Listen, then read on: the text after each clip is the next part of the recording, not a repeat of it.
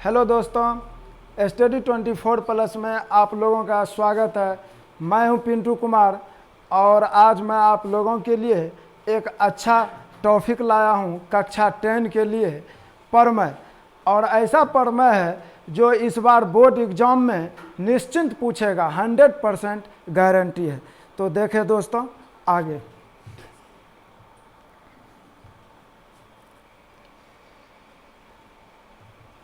Thales प्रमेय है और 4 प्रमेय बैक टू बैक हमारे स्टूडियो से आते रहेंगे और यही वीडियो जो आप देखेंगे आपके एग्जाम में काम में आएंगे। बहुत अच्छा क्वेश्चन है, थेल्स प्रमेय है 6.1। तो देखिए क्वेश्चन क्या कह रहा है, जो कहेंगे एकदम क्वेश्चन के अकॉर्डिंग हमको चलना है। जस्ट यदि किसी त्रिभुज की एक भुजा के समानांतर अन्य दो भुजाओं को भिन्न भिन्न बिंदुओं पर प्रतिच्छेद करने के लिए रेखा खींची जाए तो यह अन्य भुजाएं एक ही अनुपात में विभाजित हो जाती है। तो दोस्तों यह कह क्या रहा है, एक त्रिभुज हम बनाएंगे ABC और BC के समानांतर एक D सरल रेखा खींचेंगे जो AB तथा AC को क्रमशः D और E बिंदु पर प्रतिच्छेद करेंगे। तो वही हमको साबित करना है AD by BD equal to AE by C। यही क्वेश्चन का कहने का तात्पर्य है, लेकिन मैथ एक ऐसा है कि इसे सिद्ध करना पड़ता है। तो देखिए सबसे पहले यदि किसी त्रिभुज की एक भुजा, तो हम पहले एक त्रिभुज बना लेंगे। हम बता दिए हैं अकॉर्डिंग टू क्वेश्चन चलना है, जैसे क्वेश्चन पढ़ेंगे वैसे हम लिखेंगे। यदि किसी त्रिभुज की एक भुजा के समानांतर एक त्रिभुज बना दिए, अब इसका हम नाम भी लिख देते हैं त्रिभुज ABC। उसके बाद एक भुजा के समानांतर अन्य दो भुजाओं को भिन्न भिन्न बिंदुओं पर प्रतिच्छेद करने के लिए, प्रतिच्छेद बोले तो काटना, प्रतिच्छेद मीन्स काटना। तो यह जो एक रेखा कह रहा है BC के समानांतर खींचने के लिए, तो हम एक रेखा को ड्रॉ कर देते हैं BC के समानांतर, अर्थात एक रेखा खींच देते हैं और उस रेखा का नाम भी लिख देते हैं D। उसके बाद जो हम किए उसके बारे में लिखेंगे। क्या लिखेंगे? कल्पना किया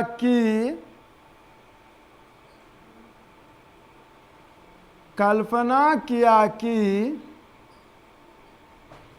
ABC एक त्रिभुज है। ABC एक त्रिभुज है जिसमें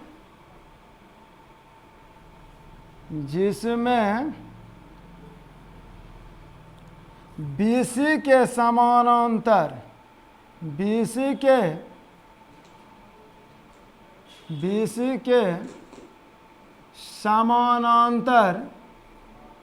D बिंदु से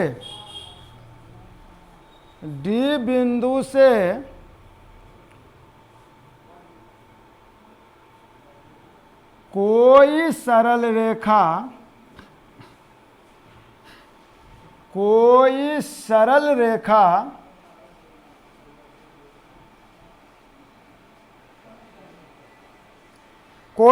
रेखा खींची गई है। कोई सरल रेखा खींची गई है। देखिए जो किए उसी के बारे में हम वर्णन किए। एक त्रिभुज बनाए ABC और BC के समानांतर D कोई सरल रेखा खींचे और उसके बारे में हम लिखे, कल्पना किया कि ABC एक त्रिभुज है जिसमें भुजा यानी कि जिसमें भुजा BC के समानांतर D बिंदु से कोई सरल रेखा खींची गई है जो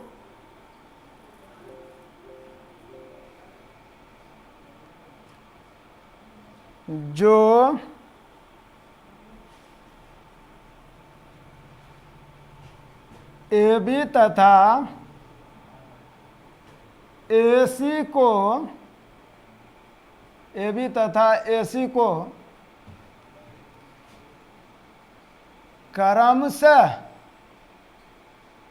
क्रमशः डी और ई बिंदु पर डी और ई बिंदु पर प्रतिच्छेद करती है। डी और ई बिंदु पर प्रतिच्छेद करती है। हम यहां पर यह भी लिख सकते हैं कि काटती है डेट मीन्स प्रतिच्छेद करती है, दोनों एक ही शब्द है।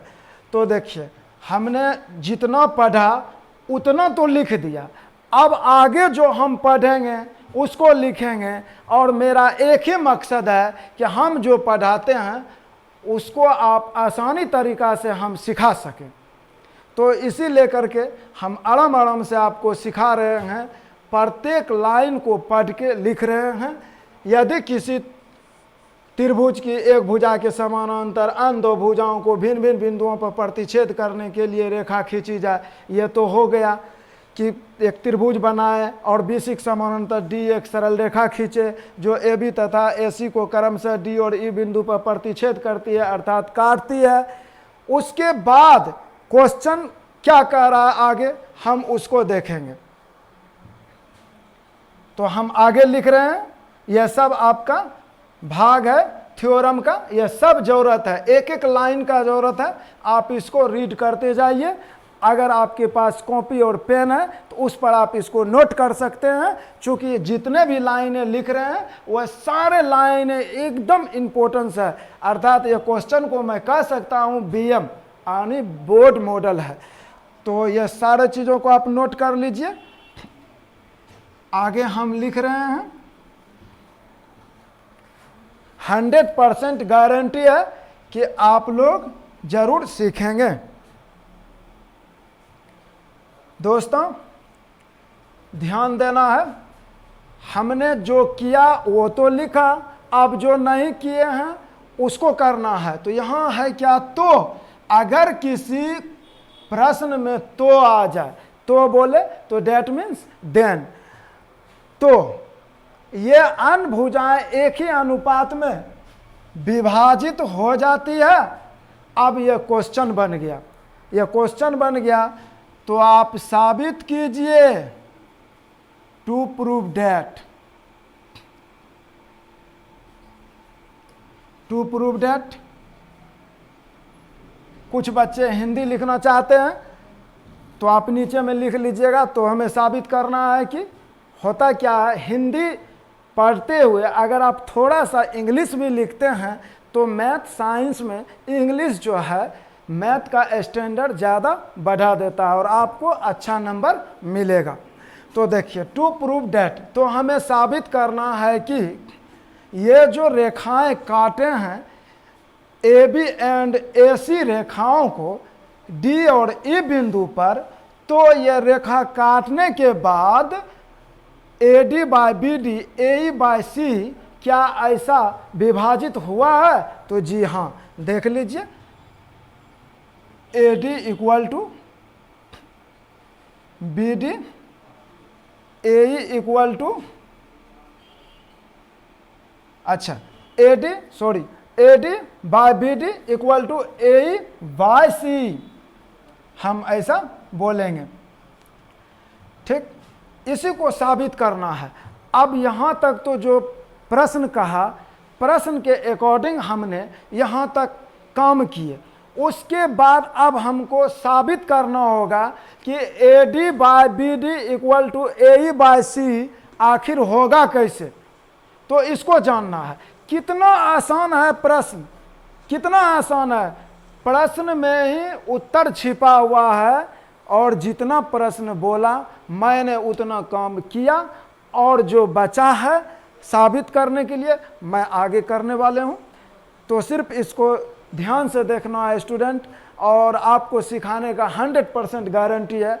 आप तो सीखेंगे ही और आप एग्जाम में भी लिखेंगे, यह भी हमको विश्वास है। तो देखिए AD by BD equal to AE by C, उसके बाद हम लिखेंगे बनावट। अच्छा, बनावट क्या होता है? बनावट क्या होता है, तो बनावट के बारे में मैं बता देना चाहता हूं कि अगर मैं आगे कुछ करना चाहता हूं, इसको किसी जगह पर बुक में लिखा होगा रचना से, बनावट से, ये दोनों शब्द एक ही है, या आप रचना कीजिए या बनावट से लिखिए, दोनों एक ही हैं। लेकिन मैं किताबी नॉलेज से थोड़ा हट के टीचिंग नॉलेज में आता हूं, तो मैं अपना टीचिंग नॉलेज के अनुसार बनावट से लिखता हूं, जो आपको एग्जाम में बेहतरीन नंबर दिला सके, मेरा एक्सपीरियंस। तो बनावट से हम जो बनाएंगे उसी को लिखेंगे। तो क्या बनाएंगे, देखिए, डी से डी एन लंब एसी भुजा पर, यह लंब हो गया, लंब बोले तो परपेंडिकुलर। अब देखिए, ई से ईएम लंब, ई से ईएम लंब ए भी भुजा पर। अब जो हम किए उसी को लिखना भी है। फिर देखिए क्या लिख रहे हैं, बीई एंड सीडी को मिलाया, बस वही चीज लिखना है। डी से डीएन लंब, डी से डीएन लंब, देखिए डी से डीएन लंब एसी भुजा पर, एसी भुजा पर, और एसी भुजा पर, और ई से ईएम लंब ए बी भुजा पर, ई से ईएम लंब, ईएम लंब एसी भुजा पर, भुजा पर डाला। उसके बाद इसी में लिखना है, नीचे से बी एंड सी डी को मिलाया, बीई एंड सी डी को मिलाया। उसके बाद आगे लिखेंगे परमाणु से, परमाणु बोलेंगे तो प्रूफ से। दोस्तों, वीडियो को कभी स्किप नहीं कीजिएगा, आप लाइन बाय लाइन देखें तो आप अच्छे से समझेंगे। एकदम इसको लाइन बाय लाइन देखना है, चूँकि क्लास 10 में सबसे परफेक्ट और सबसे कहा जाए डिफ़िकल्ट स्टूडेंट के लिए अगर होता है तो प्रमेय होता है। और प्रमेय तो बड़ा होता ही है, लेकिन आपको समझने में बड़ा नहीं होगा, यह मेरा गारंटी है 100%। तो आप वीडियो को स्किप नहीं कीजिएगा, प्लीज़ इसको एंड तक देखिएगा। तो अब देखिए, हम लिखते हैं परमाणु, परमाणु बोले तो प्रूफ, यानी कि अगर ऐसा होता है तो बोलते हैं आप प्रूफ करके दिखाइए। तो प्रूफ क्या करना है, तो देखिए आगे हम लिख रहे हैं, इसको आप कॉपी पे नोट करते जाइए।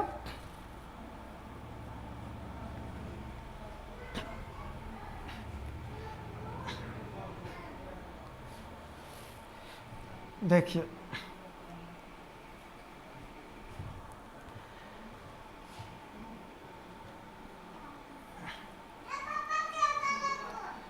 लिखना है हमको परमाणु, परमाणु बोले तो प्रूफ।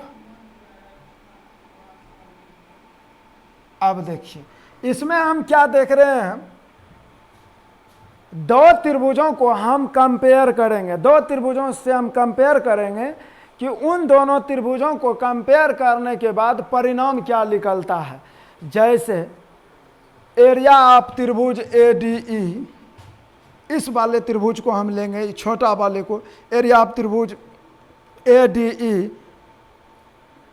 एंड एरिया ऑफ त्रिभुज BDE में। तो यहाँ से हम लिखेंगे एरिया ऑफ त्रिभुज ADE एंड एरिया ऑफ त्रिभुज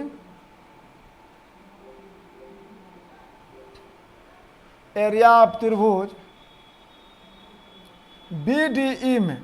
अब देखिए, इन दोनों त्रिभुज में हम कंपेयर करते हैं, क्या क्या देख रहे हैं। देखिए, एरिया ऑफ त्रिभुज यहाँ देखना है, फिगर में जो भी कुछ है दोस्तों फिगर से होता है। फिगर को ही आप आराम से देखिए, इसी से सारा क्वेश्चन का डील हो जाएगा। एरिया ऑफ त्रिभुज ए डी ई यानी ऊपर वाले त्रिभुज A D E and area of त्रिभुज B D E, B D E बोले तो बी डी ई ऐसा हुआ, बी डी ई त्रिभुज ये बना और एरिया ऑफ त्रिभुज ए डी ई ये भाग हो गया। तो इन त्रिभुजों में हम क्या देख रहे हैं, तो इन दोनों को जब हम कंपेयर किए तो इन दोनों का एरिया लिखेंगे। एरिया बोले तो क्षेत्रफल, एरिया ऑफ त्रिभुज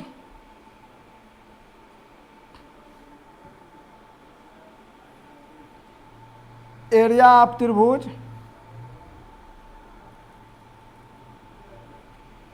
एरिया ऑफ त्रिभुज A D E equal to half into A D गुना ई एम, ए डी गुना ई एम। समीकरण फर्स्ट, एरिया ऑफ त्रिभुज B D E, area of त्रिभुज B D equal to half गुना B D गुना E M, half गुना B D गुना E M. आप देखिए दोस्तों, आपको लगता होगा कि शीर्षलम तो हमने दो डाले, शीर्षलम तो हमने दो डाले, क्या था E M and D N, लेकिन हम सिर्फ ई एम ही क्यों लिखे? जब दोनों शीर्षलम ही है तो दो में से किसी एक को ही लिखना है। इनमें से हम कोई भी लिख सकते हैं, या तो हम डी एन लिख सकते हैं या तो ई एम लिख सकते हैं, इसलिए हमने सिर्फ ई एम ही लिए हैं। अब देखिए, इतना लिखने के बाद हमको क्या करना है, यहाँ तक कॉपी में आप नोट कर लीजिए। उसके बाद आप लिखिएगा समीकरण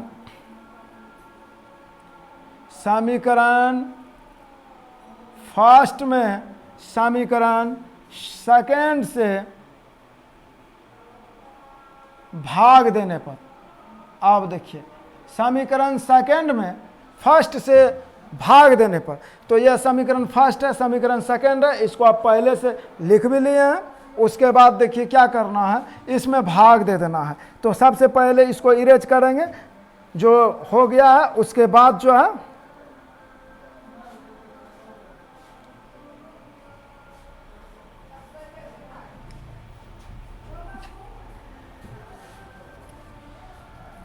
तो ऐसे हम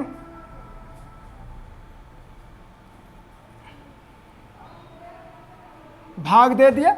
देखिए ई एम कट गया, हाफ हाफ कट गया।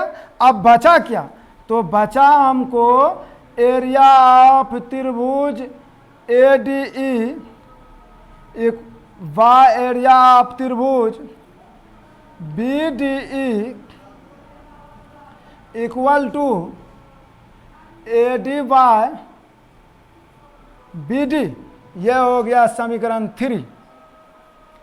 चलिए अब इसमें समझने की क्या बात है दोस्तों, एरिया ऑफ त्रिभुज ए डी ई और एरिया ऑफ त्रिभुज बी डी ई को जब हम कंपेयर कराए तो परिणाम हमको निकला एरिया ऑफ त्रिभुज A D E by area of त्रिभुज B D E equal to A D by B D, A D by B D, equation 3। अब हम देख रहे हैं क्या, जब ए डी ई और बी डी ई को हम कंपेयर किए तो निकला A D E by B D E equal to A D by B D. ठीक उसी तरह से हम लिख सकते हैं, उसी प्रकार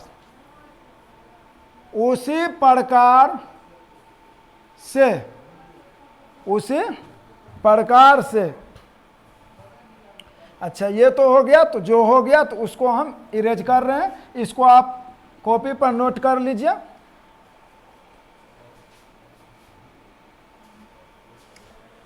उसी प्रकार से हम लिखे तो हम इसको इंग्लिश में लिख सकते हैं सिमिलरली। अगर इंग्लिश में लिखेंगे तो देखिए आपका टाइम का कितना बचत होता है, यह सिमिलरली हो गया। अगर इसको लिख के आप निकलते हैं तो हो गया उसी प्रकार से। अगर आप नहीं लिखते हैं, हिंदी में लिखते हैं तो हिंदी में ही लिखिए, आपका मर्जी, आपको जो शब्द पसंद है उसी को लिखिए। उसके बाद उसी प्रकार से जब हम ए डी ई और बी डी ई को यानी कंपेयर किए तो परिणाम निकला एरिया ऑफ त्रिभुज A D E by area of त्रिभुज B D E equal to A D by B D. अगर हम उसी तरह से ठीक एरिया ऑफ त्रिभुज A D E and area of त्रिभुज सी डी ई को कंपेयर करेंगे तो परिणाम निकल जाएगा आराम से। क्या लिख लेगा? ए डी ई तो होगा ही एरिया ऑफ त्रिभुज A D E by area of त्रिभुज सी डी हो जाएगा C D E equal to, अब इस भाग का साइड हो जाएगा ए बाय सी। ठीक उसी तरह से हुआ है दोस्तों। यहाँ पर समझने की बात है समीकरण 4। देखिए समझने की क्या बात है, यहीं पर सबसे मेन बात है। इस पॉइंट को स्टूडेंट रीड करे। देखिए कितना मेन पॉइंट है। इस पॉइंट को अगर आप रीड कर लेते हैं तो समझिए प्रमेय आपका बन गया। देखिए फिगर देखिए और हमने क्या लिखे हैं उसको देखिए। एरिया ऑफ त्रिभुज A D E by area of त्रिभुज B D E equal to A D by B D. तो वो तो कंपेरिजन कराए थे इसलिए आया। और नेक्स्ट में हम उसी तरह से लिखे एरिया ऑफ त्रिभुज A D E by area of त्रिभुज C D E equal to A by C, समीकरण 4। अब हम क्या करते हैं, समीकरण 3 और 4 को हम फिर देखते हैं कि इसमें से कौन मिलता है। जो मिलेगा उसको छोड़ देंगे, जो नहीं मिलेगा उसको हम लिख देंगे। अब देखिए मिलने में क्या है, हमको समीकरण 3 में था क्या आया था, एरिया ऑफ त्रिभुज A D E by area of त्रिभुज B D E equal to आया था A D by B D, समीकरण 3 हमको ऐसा आया था। अब हम इसमें देख रहे हैं पहले मिलेगा एक साइड तब तो लिखेंगे समीकरण 3 और 4 से। तो हम क्या देख रहे हैं दोस्तों, एरिया ऑफ त्रिभुज ए डी, एरिया ऑफ त्रिभुज ए डी ये दोनों मिल रहा है। एरिया ऑफ त्रिभुज सी डी ई और एरिया ऑफ त्रिभुज बी डी ई ये दोनों नहीं मिलता है।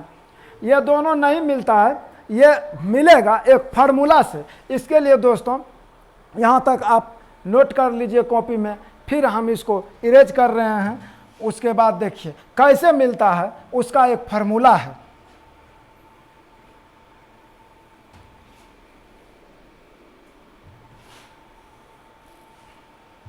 अब देखिए दोस्तों फार्मूला है क्या,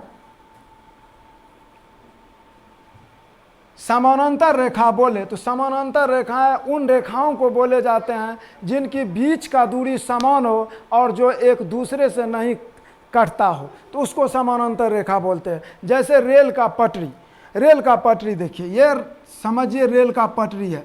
ये भले जहाँ जाएगा यह रेखा एल वहाँ जाएगा एम, लेकिन एक दूसरे से कोई नहीं कटेगा। और इसके अंदर में जितना भी हम ट्रायंगल बनाएंगे, रेक्टेंगल बनाएंगे, यानी रेक्टेंगल ट्रायंगल्स बोले तो त्रिभुज एंड आयत जो भी बनाएंगे वह इक्वल होगा। इक्वल बोले तो बराबर होगा। तो समानांतर रेखाएं के बीच में सोचिए, एक लाइन हम यहाँ ड्रॉ किए, एक लाइन यहाँ ड्रॉ किए, ये दोनों लाइन तो सिमिलर होगा, एकदम सिमिलर होगा। क्योंकि दो पैरेलल लाइंस के बीच में जितने भी लाइंस होगा वह सिमिलर होगा। यानी हम बोले तो हिंदी में कि दो समानांतर रेखाओं के बीच में जितने भी रेखाएं ड्रॉ करेंगे यानी खींचेंगे तो वह सब एक दूसरे के बराबर हो जाएंगे। तो देखिए आप इसको भी आप समझ गए। तो ठीक इसी प्रकार का फार्मूला है।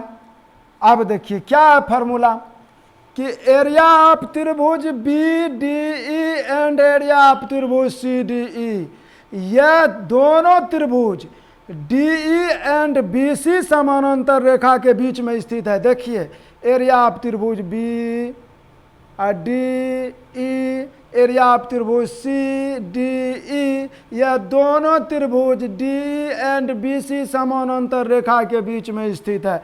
तो बताइए इसका साइड तो बराबर होगा, क्योंकि आपको हम पैरेलल लाइंस में दिखा दिए थे कि जो पैरेलल लाइंस होता है यानी जो समानांतर रेखाएं होते हैं उनके बीच में जितने भी रेखाएं होते हैं वह एक दूसरे का इक्वल होता है। तो देखिए चाहे उसके अंदर हम ट्रायंगल्स बनाए या रेक्टेंगल बनाए यानी कि आयत त्रिभुज कुछ भी बनाएंगे सब इक्वल ही होगा। तो अब इस फार्मूला से आप समझ गए, तो अब हम कह सकते हैं आसानी से एरिया ऑफ त्रिभुज ADE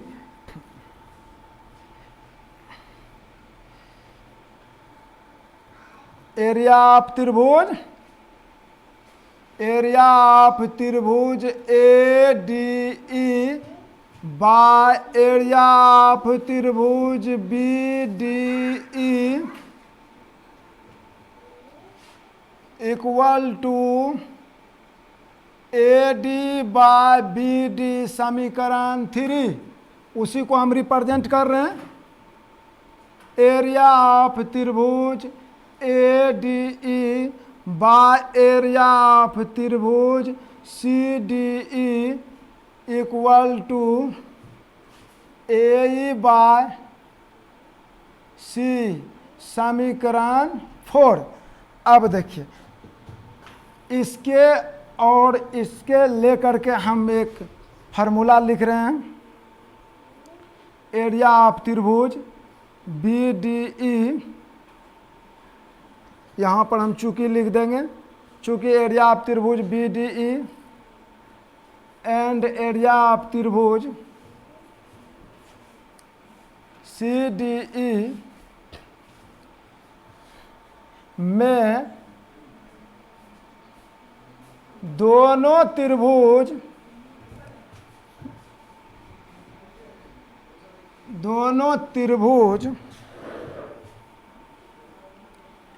BC एंड DE समानांतर रेखा के बीच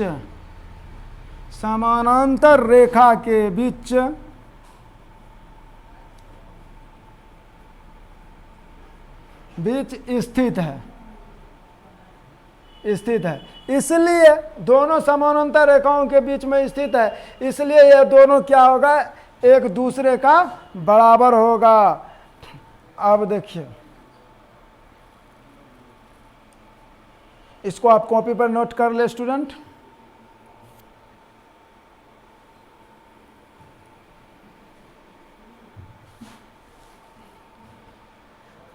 अब देखिए, अब तो हम फार्मूला से जान गए कि कैसे इक्वल हुआ।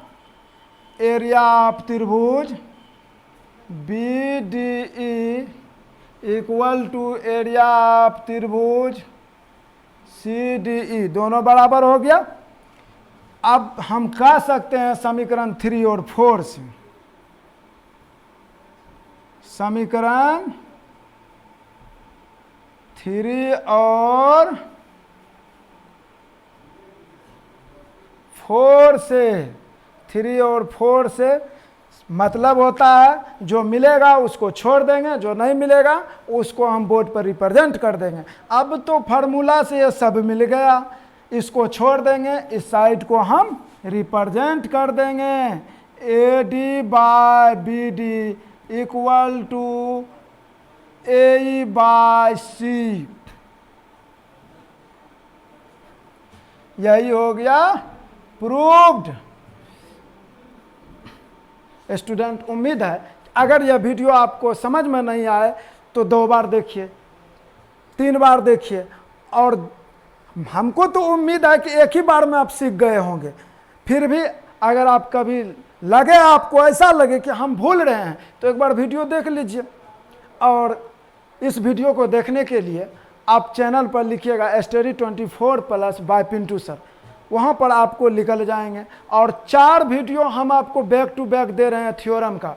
और दोस्तों, आप विश्वास रखिए 100% आपको यही आने वाले हैं क्वेश्चन। 4 प्रमेय में आपको 2 प्रमेय तो आ जाएंगे फर्स्ट सीटिंग में, और 2 क्वेश्चन आ जाएंगे आपको सेकंड सीटिंग में। तो 2 वीडियो, यानी 2 video first sitting, 2 video second sitting. प्रत्येक वीडियो में आपको प्रमेय दिया ही गया है, और 4 प्रमेय हम जोड़ रहे हैं।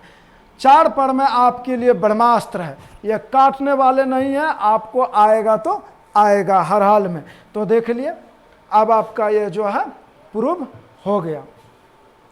तो दोस्तों, आप जो देखें, आपको अच्छा लगा अगर मेरा वीडियो, तो प्लीज़ आप हमारे चैनल को लाइक करें, सब्सक्राइब करें और अपने दोस्तों में शेयर करें। हम आपसे यही उम्मीद करते हैं, अगर आप लोग लाइक करते हैं तो फिर हमको पुष्टि मिलेगा और फिर दोबारा आपके लिए हम वीडियो लेकर के फिर से आएंगे।